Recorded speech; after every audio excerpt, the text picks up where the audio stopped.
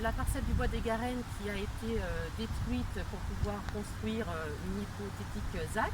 Qu'est-ce que tu peux nous en dire? La commune a au contraire aménagé les documents d'urbanisme pour que des zones naturelles deviennent constructibles. Avec les écologistes, avec l'association des Amis de la Terre, nous avons porté l'affaire devant les tribunaux. Donc il y a des recours en cours depuis 20 ans. Ce qui explique que c'est en stand-by. Je crois qu'il y a toujours eu un très mauvais dialogue entre les élus, les maires et le propriétaire du bois.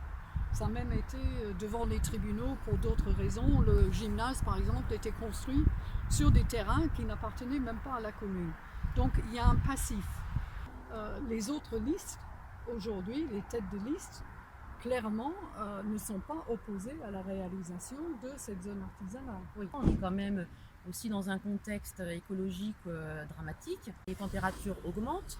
Il faut à tout prix qu'on essaye de développer les espaces verts pour pouvoir limiter les zones de chaleur. Et là, nous, on est en train de faire l'inverse à Myriel. Mais même un petit bois en contact immédiat de la ville joue une fonction écologique réelle. Et aujourd'hui, on en aura de plus en plus besoin.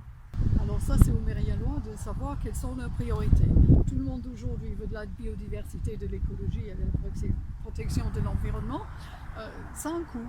Oui. Nous, c'est clairement notre priorité pour ces élections. Sur cet espace-là qui a été déboisé, pour nous, ainsi que pour les Amis de la Terre, l'idéal, ce serait quand même de reboiser l'espace si c'est possible. Si le juge ne décide pas la remise en état du terrain, il faudra bien qu'on fasse avec.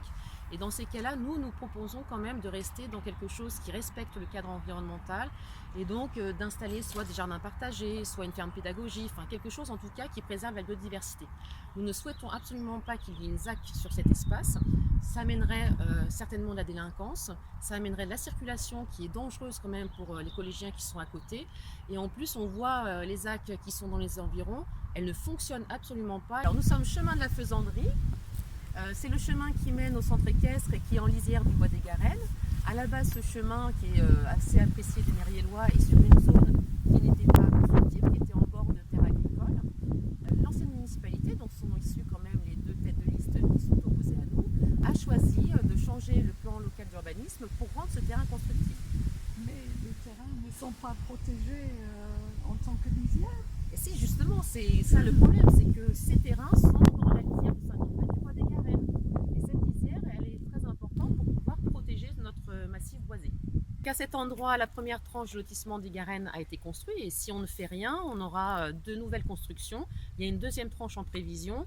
La liste Myriel Ensemble est totalement opposée à ce projet afin de préserver le bois des Garennes. Je trouve qu'on a un cadre de vie idéal et si on le préservait.